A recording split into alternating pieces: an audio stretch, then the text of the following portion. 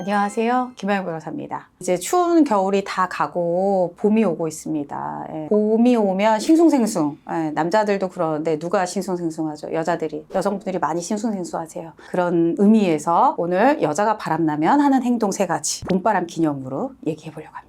근데 여자들은 정말 티가 안 나요. 그러니까 남편이 바람 폈을 때 저희한테 이제 그 상담하러 오시는 패턴을 보면 결정적인 증거가 나오기도 전에 느낌이 이상하다. 느낌이 이상한데 이 이상한 내 느낌을 가지고 어떻게 이 남편의 현장을 잡을 수 있을까? 확실하다. 100% 무조건 바람기가 있다. 이러면서 먼저 선제적으로 물어오시는 경우가 있어요. 그러면 이렇게 조심하셔가지고 이렇게 해서 증거를 잡읍시다. 이렇게 말을 하면 실제로 그 증거를 또 가지고 오세요. 물론 제가 이제 알려드린 어떤 방법들이 굉장히 효과적이기도 하죠. 그래서 그걸 딱 잡아오시거든요. 그런 분들이 꽤 있어요. 그리고 어떻게 하면 뭐 이제 재산 분할에 있어서 이제 이혼까지 염두에 두고 바람 피는 거는 증거가 있기 전에도 벌써 기정사실이에요. 어떤 여러 가지 촉을 가지고 오셔서 그러면 내가 이런 경우에 남편이 뻔뻔하게 부인하면 어떻게 할지에 대한 대응 요령도 물어보시고 그리고 재산 분할을 어떻게 하면 내가 먼저 할 것인지도 물어보시고 내가 자녀가 있어서 이혼은 안 된다. 그렇지만 그러면 이 남자한테서 뭘 받아내겠다. 내가 어떤 거를 받아올 수 있느냐. 각서가 효력이 있느냐. 이런 것까지도 다 물어보세요. 그래서 그런 선제적으로 내가 할 수 있는 거를 알아오시는 경우가 있더라고요. 그럼 이제 사실은 그 남편분은 이제 거의 걸린 거죠. 근데 반대로 남자분들은 와이프의 바람을 미리 알고 우리 와이프가 바람이 난 걸까요? 이런 경우는 사실 거의 없어요.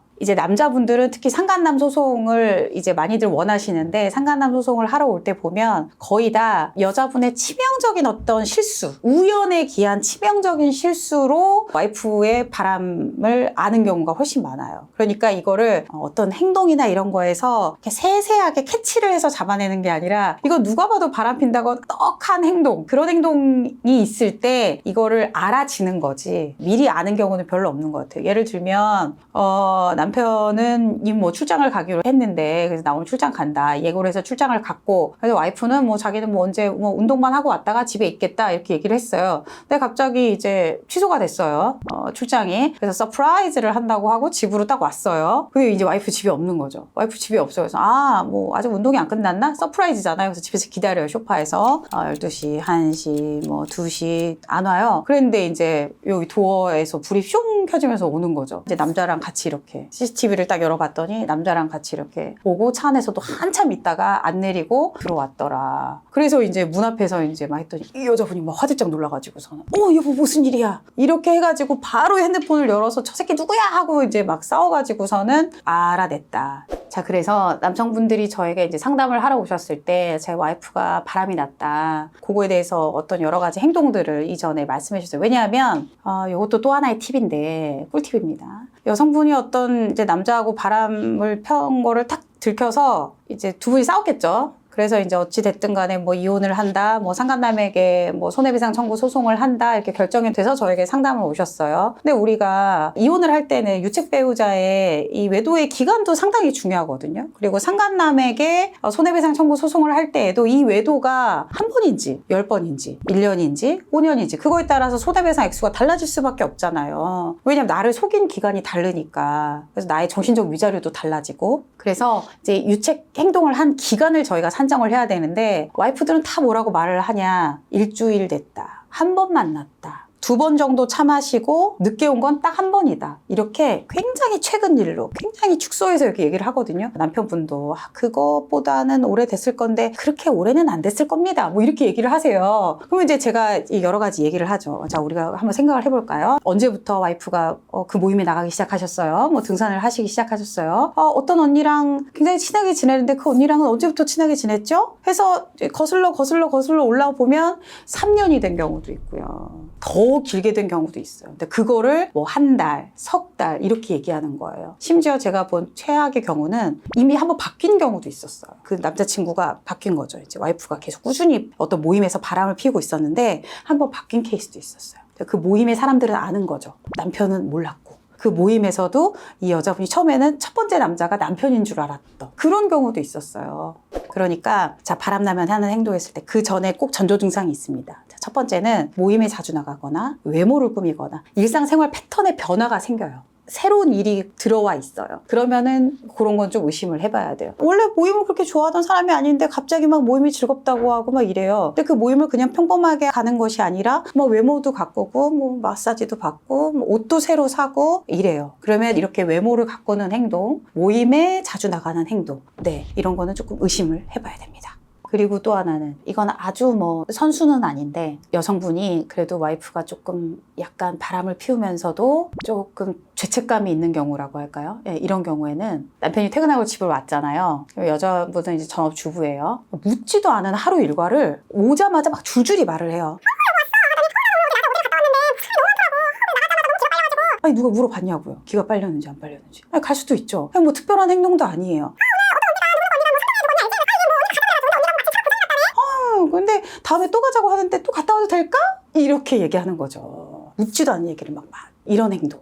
이런 행동은 그 사이에 언니가 그 언니가 아니고 산동 사는 언니가 아니고 저기 어디 뭐 남양주나 이런 데로 카페 촌으로 가서 한번 드라이브를 하고 데이트를 하고 왔을 가능성이 있다. 일반적인 경우는 아닙니다만 바람나면 이렇게 묻지도 않은 말을 막 먼저 하는 경우 이게 전혀 전례가 없었다. 그러면 조금 한번 생각을 해보셔야 됩니다.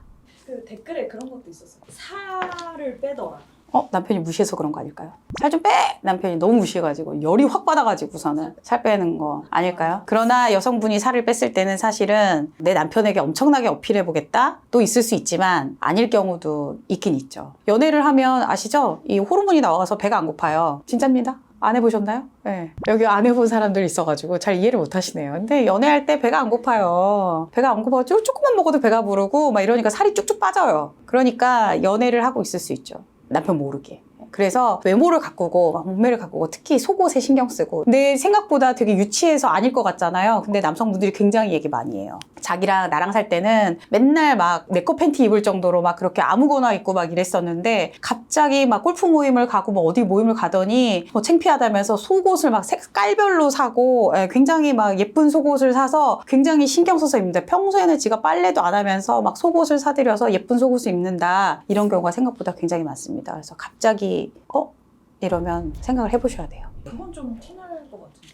아니죠. 이제 말을 할 때, 집에서 말을 할 때는, 널 보여주려고 샀다. 내 만족으로 샀다. 뭐 이거 예쁘지 않아? 이렇게 하면서 넘어가죠. 남편이 그걸 보게 된다면. 남편 앞에서 입을 생각이 없었을 수가 있는데. 그래서 굉장히 흔하지만 실제로는 남편분들이, 왜냐면 이게, 그러니까, 섹스리스가 많잖아요. 여성분이 이제 바람을 피고 이럴 때 왕성하게 하면서 하는 경우도 있지만 실제로 이제 어느 정도 나이가 들고 애들 키우고 이러면 섹스리스가 많아지거든요. 그러니까 섹스리스가 된다는 거는 자기 와이프의 속옷이 뭔지도 잘 몰라요. 그러니까 전혀 모르고 있고 실제로 그걸 자기가 뭐 정리해주거나 그러지도 않잖아요. 그러니까 여자분은 집에서 남편의 속옷을 확인할 수 있지만 남자분은 아닌 경우 많거든요. 나중에 이제 이혼을 할 때 아니면 어떤 사건이 터졌을 때 확인해 보면 실제로 자기가 못 보던 게 있더라. 못 보던 옷이 있더라. 못 보던 속옷이 있더라. 그 사이에 화장품도 되게 많이 늘었더라. 이런 경우가 굉장히 많습니다. 자, 그리고 우리가 남녀 뭐 가리지 않고 우리 다 연락하고 막 하잖아요. 그러니까 핸드폰을 내 몸처럼 소중히 여기고 그리고 수시로 막 카톡이 오는지 안 오는지 굉장히 귀가 쫑긋 이렇게 예민해져 있는 경우, 이런 경우 배우자의 외도를 의심해 볼 수 있습니다. 자, 이렇게 여자들이 바람나면 하는 행동을 알려드렸어요. 그래서 이제 와이프가 바람을 피우고 있다라든지 이런 거를 확인을 할 때 확인을 해야 될 것 같은데 혹은 변호사님이 증거를 수집해 오라고 했는데 근데 남편분들은 어려움이 많아요. 왜냐? 여자분들은 멀티가 다소 가능합니다. 남자분들은 하나에 툭 빠지면 딱 이것만 하기 때문에 나머지 생활이 흐트러지는 경우가 많거든요. 근데 여성분들은 그러지 않아요. 설거지 하면서도 애 숙제를 불러줄 수 있는 게 엄마잖아요. 그러니까 다릅니다. 그래서 이중생활이 가능한 경우가 많아요. 그래서 이중생활을 오래 하고 있는 경우도 남자분들보다 평균적으로 더 많고 기간도 더 긴 것 같아요. 그러니까 안 들키는 기간이 긴 거죠. 예. 그래서 외도의 이 증거를 수집하는 게 남성분들이 서툴러요. 남성분들 많이 그러시잖아요.